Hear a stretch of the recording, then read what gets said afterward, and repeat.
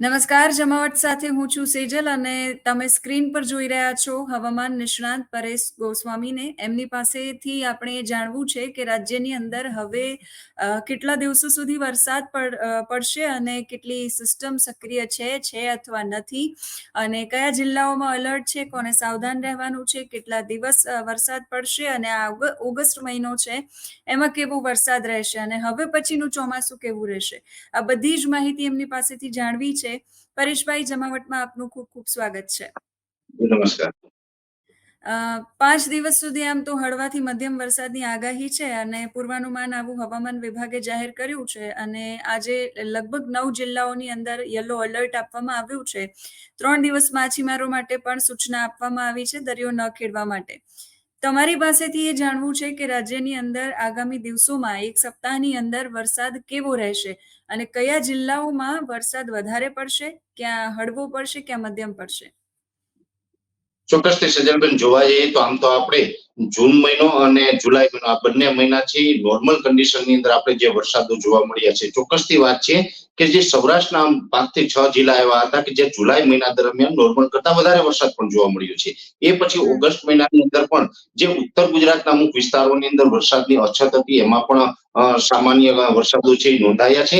એ પછી જોવા જઈએ તો 2 થી 5 ઓગસ્ટમાં જે વરસાદ પડી ગયા એ પછી 9, 10 અને 11 તારીખનું જે પ્રમાણે અમારું અનુમાન હતું એ પ્રમાણે 9, 10 તારીખમાં પણ વરસાદ પડ્યા. આજે 11 તારીખે પણ રાજ્યના અલગ અલગ વિસ્તારોમાં વરસાદ પડ્યા. જો કે અત્યારે જે આ વરસાદ પડ્યા છે 9 થી 11 ના આ વરસાદો છે બંગાળની ખાડીમાંથી એક સિસ્ટમ સક્રિય થઈને આગળ વધતી હતી. એ સિસ્ટમ છે એ મધ્યપ્રદેશ થઈને રાજસ્થાન તરફ થઈ અને એ ઉત્તર પશ્ચિમમાં આગળ વધી રહી છે, જેને કારણે જે એનો સિયર ઝોન હતો એ ગુજરાત ઉપરથી પસાર થતો હતો એટલે સિયર ઝોનને કારણે ગુજરાતના અલગ અલગ વિસ્તારોમાં વરસાદ પડ્યા છે. હવે આ સિયર ઝોન છે અત્યારે આપણા ઉપરથી પસાર થઈને આગળ વધી રહ્યો છે. છતાં પણ જોવા જઈએ તો અત્યારે 700 એચપીએ લેવલે ભેજનું પ્રમાણ જોવા મળી રહ્યું છે. જેવી રીતે જોવા જઈએ તો જે નીચલા લેવલે 850 એચપીએ લેવલે એક સર્ક્યુલેશન હતું, આ સર્ક્યુલેશનને કારણે ખૂબ સારા વરસાદો છે એ પાછળના દિવસોમાં જોવા મળ્યા છે. હવે 850 એચપીએ લેવલે ભેજ ઘટી રહ્યો છે પણ 700 એચપીએ લેવલે હજુ પણ ભેજ છે, જેને કારણે છૂટાછવાયા જે વરસાદી ઝાપટાઓ પડતા હોય છે આ વરસાદી ઝાપટાઓ છે હમણાં 2-4 દિવસ માટે આપણે જોવા મળે તેવી શક્યતાઓ છે. ખાસ કરીને જે ચોમાસુ ધરી હોય છે એ ચોમાસુ ધરી અત્યારે ઉત્તર તરફ ખસી છે, એટલે કે હિમાલયની તળેટી સુધી આ ચોમાસુ ધરી આગળ નીકળી ગઈ છે. એટલે હમણાં ગુજરાતની અંદર વરસાદની એક્ટિવિટીમાં ઘટાડો જોવા મળશે. વરસાદ હમણાં કોઈ સારા વરસાદોની શક્યતાઓ મેં નથી માનતા. જેવી રીતે જોવા જઈએ તો બંગાળની ખાડી અને અરબ સાગર આ બંને તરફથી વરસાદની સિસ્ટમો આવતી હોય છે, જેને કારણે ગુજરાતની અંદર વરસાદનો લાભ મળતો હોય છે.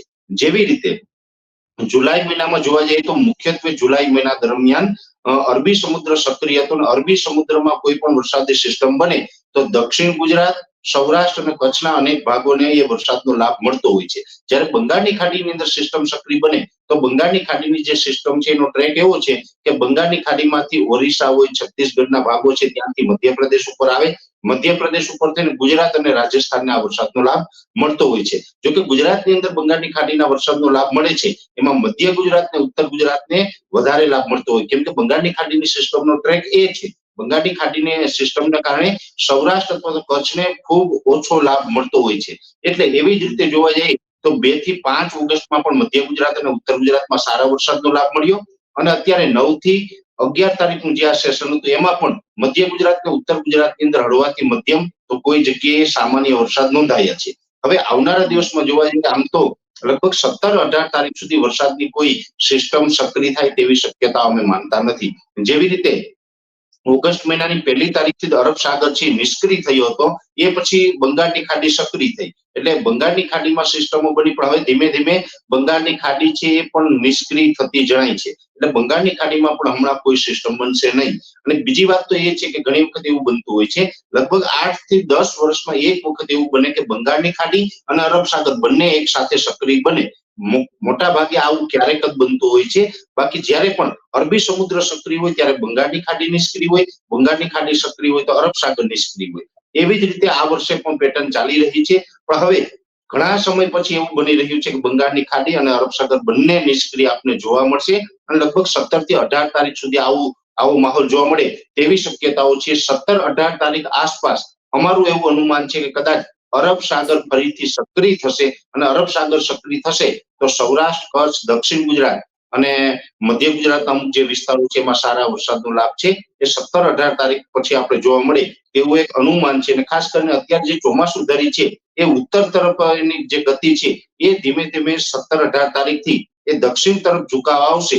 એ પછીથી વરસાદી સિસ્ટમો બનવાનું ચાલુ થશે અને આપણે સારા વરસાદોની આશા એ ત્યાર પછી રાખી શકીએ. અત્યારે મુખ્યત્વે જોવા જઈએ તો ગુજરાતભરની અંદર, જેમાં ગુજરાતના વરસાદના જે 4 થી 5 રીજન છે, એક તો સૌરાષ્ટ્ર કચ્છ હોય, મધ્ય ગુજરાત હોય, ઉત્તર ગુજરાત હોય, મધ્યપ્રદેશ બોર્ડર લાગુ વિસ્તાર છે, ને એક છે દક્ષિણ ગુજરાતનો ભાગ.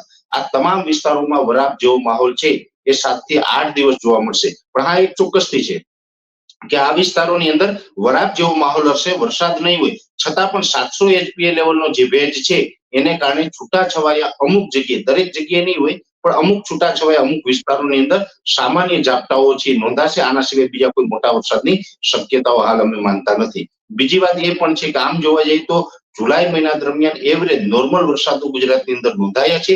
ઓગસ્ટ મહિનાની અંદર પણ જે ઓગસ્ટ મહિના દરમિયાન નોર્મલ વરસાદો જોવા મળતા હોય છે એ નોર્મલ વરસાદો જોવા મળે તેવી શક્યતાઓ છે. જેમાં ખાસ કરીને 17-18 તારીખ થશે એટલે ત્યારે પણ વરસાદનો લાભ મળશે. અને જે ઓગસ્ટ મહિનાના એન્ડમાં, એટલે જે ઓગસ્ટ મહિનાના લાસ્ટ 6 થી 7 દિવસ એવા હશે, છેલ્લું અઠવાડિયું એવું હશે જેમાં પણ આપણે વરસાદી સિસ્ટમો સારી બનશે ને એકંદરે ઓલ ઓવર ગુજરાતની અંદર સારા વરસાદનો લાભ મળે તેવી શક્યતાઓ છે. ચોક્કસથી એટલું કહી શકાય કે ઓગસ્ટ મહિનો છે એમાં આપણે આવતીકાલે 12 તારીખથી લઈને 17-18 તારીખ સુધીનું સેશન હશે એ નબળું રહેશે, પણ અંતમાં આપણે સારા વરસાદો પડશે ને ઓગસ્ટ મહિનો છે એમાં પણ નોર્મલ વરસાદો પડી જાય તેવી શક્યતાઓ છે. એ પછી જે સપ્ટેમ્બર મહિનો આવશે, કેમ કે આમ તો અમે ઘણા સમયથી જણાવી રહ્યા છીએ કે 2024નું ચોમાસું છે એ દર વર્ષ કરતા થોડુંક લાંબુ ચાલશે. એટલે કે લગભગ નવરાત્રી દરમિયાન પણ આપણે વરસાદો જોવા મળે.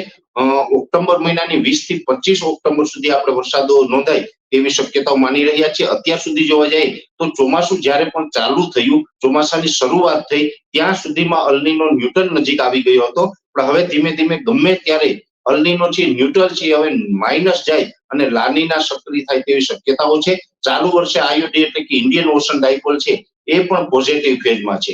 એટલે લાનીના સક્રિય થશે, ઇન્ડિયન ઓશન ડાયપોલ છે એ પોઝિટિવ રહેશે, જેને કારણે ઓક્સો ટ્રફ એટલે કે જે દક્ષિણ ગુજરાતથી લઈ અને કેરળના દરિયાકાંઠે જે નૈઋત્યના ચોમાસાનો ઓક્સો ટ્રફ હોય છે એ પણ પોઝિટિવ ફેઝમાં જોવા મળશે, જેને કારણે સપ્ટેમ્બરમાં પણ ખૂબ સારા વરસાદો નોંધાશે. એટલે આમ જોવા જઈએ તો અત્યાર સુધીનું ચોમાસું સેજલબેન સારું રહ્યું છે અને હજુ આગળ ઉપર પણ ચોમાસું છે એકંદર સારું જોવા મળશે તેવું એક ખાસ અમારું અનુમાન છે અત્યારે.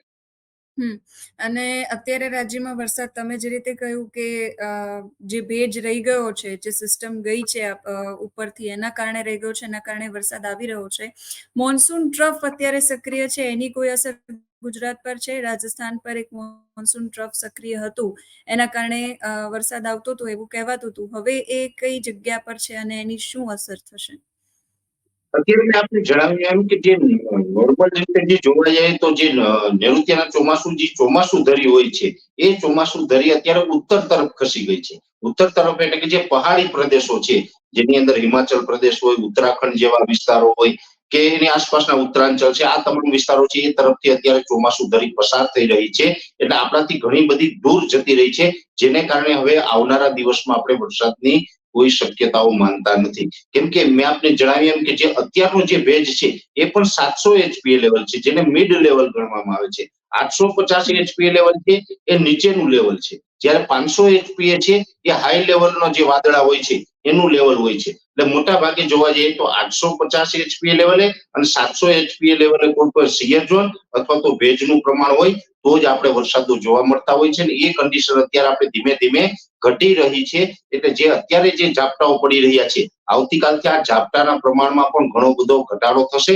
છૂટાછવાયા એકલ દોકલ સેન્ટરમાં ક્યાંય ઝાપટા પડે એ પણ આ 700 HPA લેવલે જે ભેજ છે એને કારણે પડશે, બાકી અત્યારે કોઈ શક્યતાઓ નથી. ખાસ કરીને રાજસ્થાન તરફ જે ટ્રફ હતી એ ટ્રફ પણ હવે ધીમે ધીમે નિષ્ક્રિય થઈ રહી છે અને આગળ વધી ગઈ છે.